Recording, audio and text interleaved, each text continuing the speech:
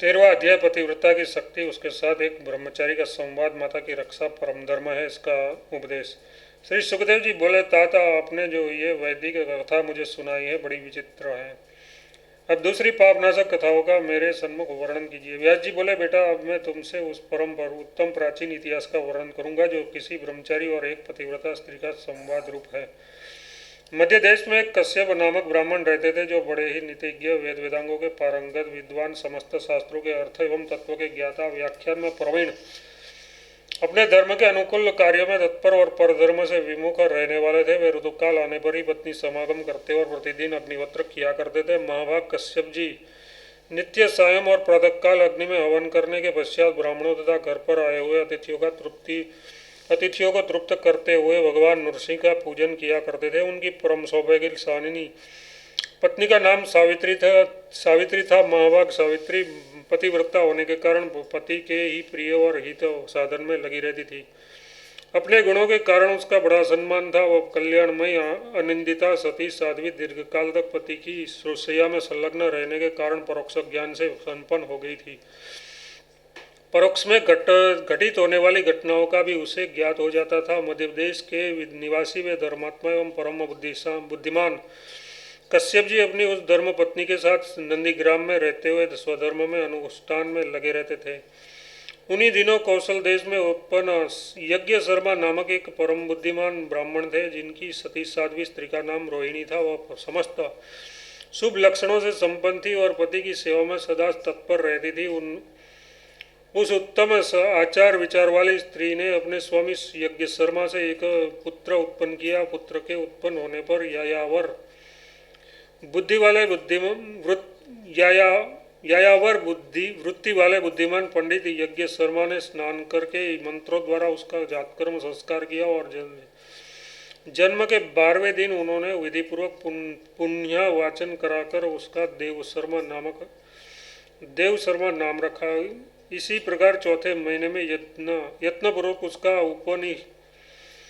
उपनिष्ट कर्म हुआ। यथार्थ वह घर से बाहर लाया गया और छठे मास में उन्होंने उस पुत्र का विधि पूर्वक अन्नप्राशन संस्कार किया। तदनंतर 1 वर्ष पूर्ण होने पर धर्मज्ञ पिता ने उसका चूड़ा कर्म और गर्भ से 8वें वर्ष पर उपनयन संस्कार किया। पिता के द्वारा यथोचित रूप से उपनयन संस्कार हो जाने पर उसने वेदाध्ययन किया। उसके द्वारा एक वेद का अध्ययन पूर्ण हो जाने पर उसके पिता स्वर्गगामी हो गए। पिता की मृत्यु होने पर वह अपनी माता के साथ बहुत दुखी हो गया। फिर श्रेष्ठ पुरुषों की आज्ञा से उस बुद्धिमान पुत्र ने धैर्य धारण करके पिता का प्रेत कार्य किया। उसके पश्चात ब्राह्मण कुमार देवशर्मा घर से निकल गया, विरक्त हो गया। वह गंगा आदि उत्तम तीर्थों में विधिपूर्वक स्नान करके घूमता हुआ वहीं जा पहुंचा जहाँ वह पतिव्रता साध्वी निवास करती थी। महमते वहां जाकर वह ब्रह्मचारी के रूप में विख्यात हुआ। भिक्षाटन करके जीवन निर्वाह करता हुआ वह आलस्य रहित हो वेद के स्वाध्याय तथा अग्निहोत्र में तत्पर रहकर उसी नंदीग्राम में रहने लगा। इधर उसकी माता अपने स्वामी के मरने और पुत्र के विरक्त होकर घर से निकल जाने के बाद किसी नियत रक्षक के न होने से दुख पर दुख भोगने लगी। तदनंतर एक दिन ब्रह्मचारी ने नदी में स्नान करके अपना वस्त्र सुखाने के लिए पृथ्वी पर फैला दिया और स्वयं मौन होकर जप करने लगा। इसी समय एक कौवा और बगुला दोनों वह वस्त्र लेकर शीघ्रता से उड़ चले। तब उन्हें इस प्रकार देखते हुए देवशर्मा ब्राह्मण ने डांट बताई। उसकी डांट सुनकर वे पक्षी उस वस्त्र पर बिट करते उसे वहीं छोड़कर चले गए। तब ब्राह्मण ने आकाश में जाते हुए उन पक्षियों की ओर क्रोधपूर्वक देखा। वे पक्षी उसकी क्रोधाग्नि से भस्म होकर पृथ्वी पर गिर पड़े। उन्हें पृथ्वी पर गिरा देख ब्रह्मचारी बहुत ही विस्मित हुआ। फिर वह ये समझकर कि ये इस पृथ्वी पर तपस्या में मेरी बराबरी करने वाला कोई नहीं है, अनायास ही गांव में भिक्षा मांगने चला। वत्स तपस्या में अभिमान रखने वाला वह ब्रह्मचारी ब्राह्मणों के घर में भीख मांगता हुआ उस घर में गया। जहाँ वह पतिव्रता सावित्री रहती थी। पतिव्रता ने उसे देखा। ब्रह्मचारी ने भिक्षा के लिए उससे याचना की तो भी वह मौन ही रही। पहले उसने अपने स्वामी के आदेश की ओर ध्यान दे उसी का पालन किया। फिर गर्म जल से पति के चरण धोए। इस प्रकार स्वामी को आराम देकर वह भिक्षा देने को उद्यत हुई। तब ब्रह्मचारी क्रोध से लाल आंखें करके अपने तपोबल के द्वारा पतिव्रता को जला देने की इच्छा से उसकी ओर बारंबार देखने लगा। सावित्री उसे यों करते देख हंसती हुई बोली, एक क्रोधी ब्राह्मण, मैं कौवा और बगुला नहीं हूँ जो आज नदी के तट पर तुम्हारे कोप से जलकर भस्म हो गए थे। मुझसे यदि भिक्षा चाहते हो तो चुपचाप ले लो। सावित्री के यों कहने पर उससे भिक्षा लेकर वह आगे चला और उसकी दूरवर्ती घटना को जान लेने वाली शक्ति का मन ही मन चिंतन करता हुआ अपने आश्रम पर पहुंचा। वहां भिक्षा पात्र को यत्नपूर्वक मठ में रखकर जब पतिव्रता भोजन से निवृत्त हो गई और जब उसका गृहस्थ पति घर से बाहर चला गया, तब वह पुनः उसके घर आया और उस पतिव्रता से बोला। ब्रह्मचारी ने कहा, महाभागे, मैं तुमसे एक बात पूछता हूँ, तुम मुझे यथार्थ रूप से बताओ, तुम्हें दूर की घटना का ज्ञान इतना शीघ्र कैसे हो गया। उसके यूं कहने पर वह साध्वी पतिव्रता सावित्री घर आकर प्रश्न करने वाले उस ब्रह्मचारी से यूं बोली, ब्राह्मण, तुम मुझसे जो कुछ पूछते हो उसे सावधान होकर सुनो। स्वधर्म पालन से बढ़कर बढ़े हुए अपने परोक्ष ज्ञान के विषय में मैं तुमसे भलीभांति बताऊंगी। पति की सेवा करना ही स्त्रियों का सुनिश्चित परम धर्म है। महामते, मैं सदा उसी धर्म का पालन करती हूँ, किसी अन्य धर्म का नहीं। निस्संदेह मैं दिन रात श्रद्धापूर्वक पति को संतुष्ट करती रहती हूँ, इसलिए मुझे दूर होने वाली घटना का भी ज्ञान हो जाता है। मैं तुम्हें कुछ और भी बताऊंगी, तुम्हारी इच्छा हो तो सुनो। तुम्हारे पिता यज्ञ शर्मा ययावर वृत्ति के शुद्ध ब्राह्मण थे, उनसे ही तुमने वेदाध्ययन किया था। पिता के मर जाने पर उसका प्रेत कार्य करके तुम यहाँ चले आए। दिन अवस्था में पढ़कर कष्ट भोगती हुई उस अनाथ विधवा वृद्धा माता की देखभाल करना छोड़कर तुम यहाँ रोज अपना ही पेट भरने में लगे हुए हो। ब्राह्मण जिसने पहले तुम्हें गर्भ में धारण किया और जन्म के बाद तुम्हारा लालन पालन किया, उसे असहाय स्थान में छोड़कर वन में धर्माचरण करते हुए तुम्हें लज्जा नहीं आती। ब्राह्मण जिसने बाल्यावस्था में तुम्हारा मलमूत्र साफ किया था, उस दुखिया माता को घर में अकेले छोड़कर वन में घूमने से तुम्हें क्या लाभ होगा। माता के कष्ट से तुम्हारा मुंह दुर्गंध युक्त हो जाएगा। तुम्हारे पिता ने ही तुम्हारा उत्तम संस्कार कर दिया था, जिससे तुम्हें ये शक्ति प्राप्त हुई है।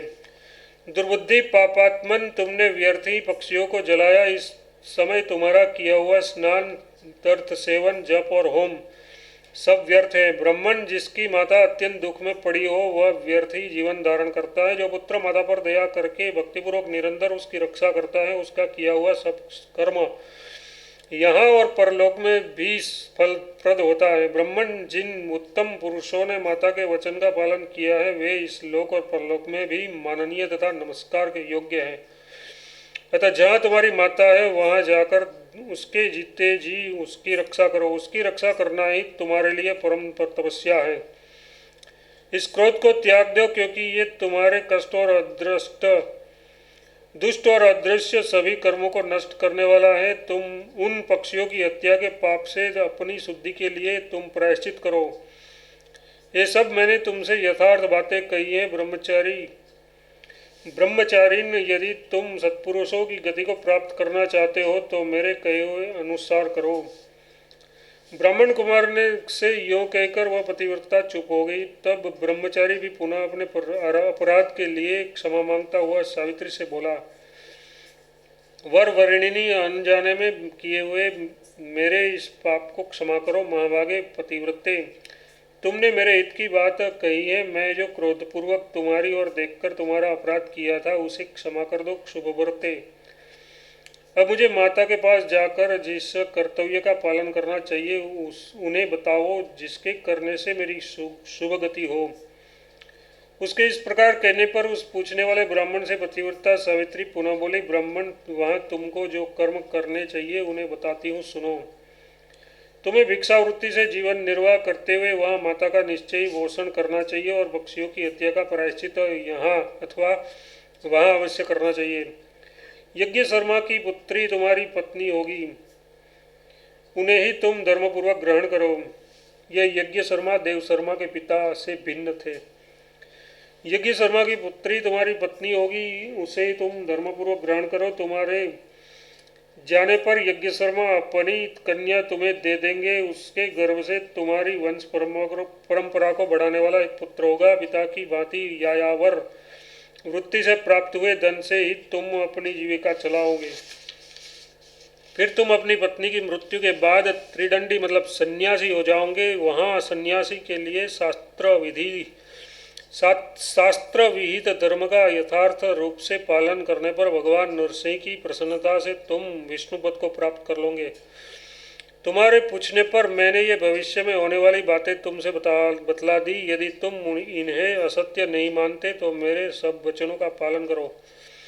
ब्राह्मण बोला, पतिव्रते मैं माता की रक्षा के लिए आज ही माता को जाता हूँ। सुबह क्षण वहाँ जाकर तुम्हारी सब बातों का मैं पालन करूँगा। ब्राह्मण योग कहकर देवशर्मा वहाँ से शीघ्रता पूर्वक चला गया और क्रोध तथा मोह से रहित होकर उसने यत्नपूर्वक माता की रक्षा की। फिर विवाह करके एक सुंदर वंशवर्धक पुत्र उत्पन्न किया और कुछ काल के बाद पत्नी की मृत्यु हो जाने पर सन्यासी होकर ढेले और मिट्टी को बराबर समझते हुए उसने भगवान नरसिंह की कृपा से परम सिद्धि मोक्ष प्राप्त कर ली।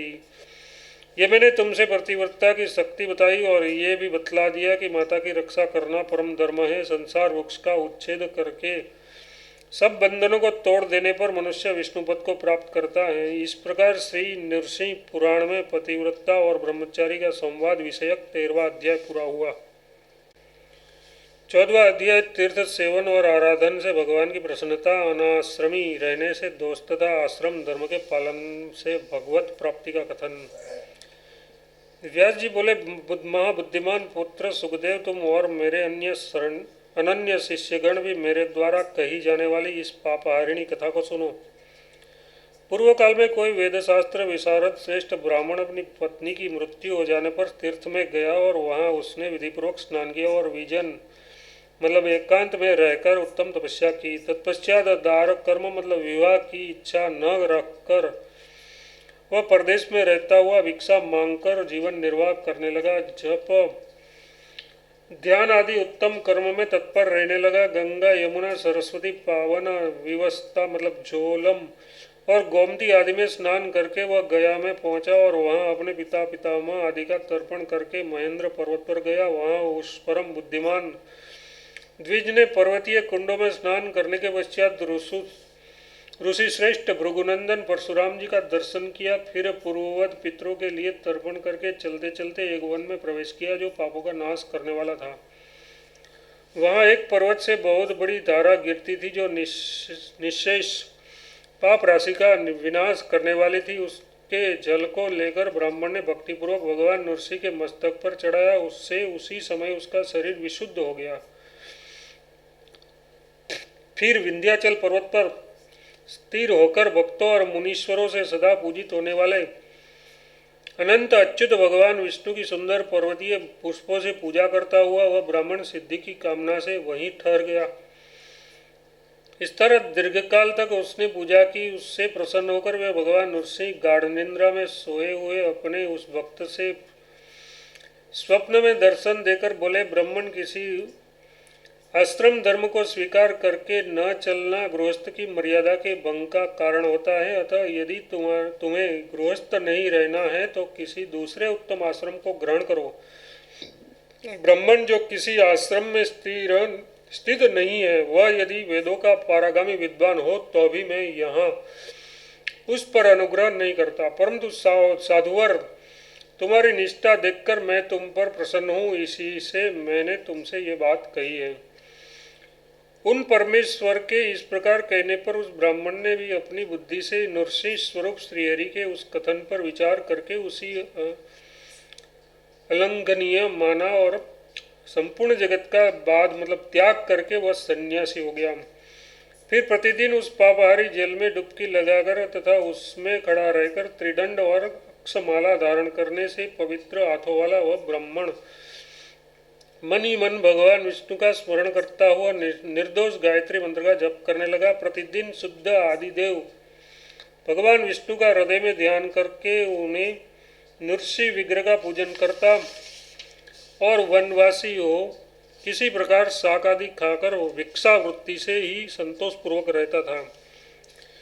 विस्तृत एकांत प्रदेश में कुशासन पर बैठकर वह इंद्रियों के समस्त बाह्य विषयों तथा भेद बुद्धि को हृदय स्थित भगवान अनंत में विलीन करके विज्ञ अजन्मा विराट सत्य स्वरूप श्रेष्ठ कल्याणधाम आनंदमय परमेश्वर का चिंतन करता हुआ आयु पूरी होने पर शरीर त्याग कर मुक्त एवं परमात्मा स्वरूप हो गया। जो लोग मोक्ष संबंधी अथवा मोक्ष को ही उत्कृष्ट बनाने वाली इस कथा को भगवान नृसिंह का स्मरण करते हुए पढ़ते हैं, वे प्रयाग तीर्थ में स्नान करने से जो फल होता है उसे पाकर अंत में भगवान विष्णु के परम महान पद को प्राप्त कर लेते हैं। बेटा, तुम्हारे पूछने से मैंने ये उत्तम पवित्र पुण्यतम एवं पुरातन उपाख्यान जो संसार वृक्ष का नाश करने वाला है तुमसे कहा है। अब और क्या सुनना चाहते हो, अपना मनोरथ प्रकट करो। इस प्रकार से नृसिंह पुराण में 14वां अध्याय पूरा हुआ।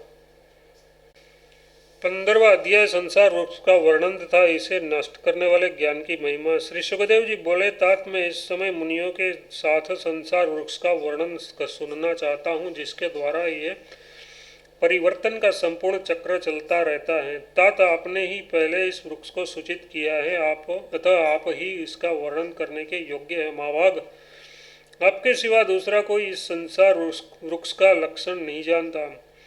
सूत जी बोले, भरद्वाज अपने शिष्यों के बीच में बैठे हुए पुत्र सुखदेव जी के इस प्रकार पूछने पर श्री कृष्ण द्वैपायन मतलब व्यास जी ने उन्हें संसार वृक्ष का लक्षण इस प्रकार बताया। श्री व्यास जी बोले, मेरे सभी शिष्य इस विषय को सुने तथा वत्स तुम भी सावधान होकर सुनो। मैं संसार वृक्ष का वर्णन करता हूँ, जिसने इस सारे दृश्य प्रपंच को प्राप्त कर रखा है, व्याप्त कर रखा है। ये संसार वृक्ष अव्यक्त परमात्मा रूप मूल से प्रकट हुआ है, उन्हीं से प्रकट होकर हमारे सामने इस रूप में खड़ा है।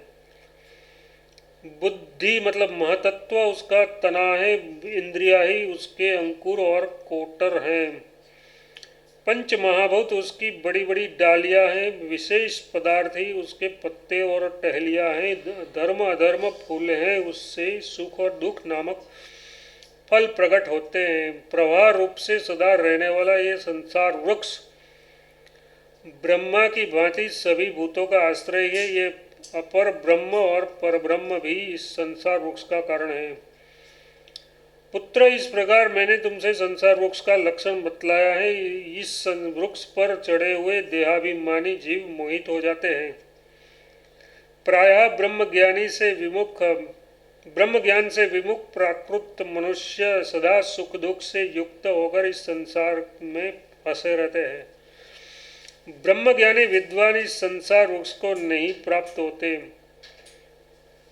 वे इसका उच्छेदन करके मुक्त हो जाते हैं। महाप्राज्ञ सुखदेव जो पापी हैं वह कर्म क्रिया का उच्छेद नहीं कर पाते। ज्ञानी पुरुष ज्ञान रूपी उत्तम खड़ग के द्वारा इस वृक्ष को छिन्न भिन्न करके उस परम अमर पद को प्राप्त करते हैं, जहाँ से जीव पुनः इस संसार में नहीं आता। शरीर तथा स्त्री रूपी बंधनों से दृढ़ता पूर्वक बंधा हुआ पुरुष भी ज्ञान के द्वारा मुक्त हो जाता है। अतः श्रेष्ठतम पुरुषों को ज्ञान की प्राप्ति ही परम अभिष्ट होती है, क्योंकि ज्ञान ही भगवान नृसिंह को संतोष देता है। ज्ञानहीन पुरुष तो पशु ही है। मनुष्य के आहार निद्रा भय और मैथुन आदि कर्म तो पशुओं को ही समान होते हैं, इसमें केवल ज्ञान ही अधिक होता है। जो ज्ञानहीन है वे पशुओं के ही तुल्य है। इस प्रकार से नृसिंह पुराण में 15वां अध्याय पूरा हुआ।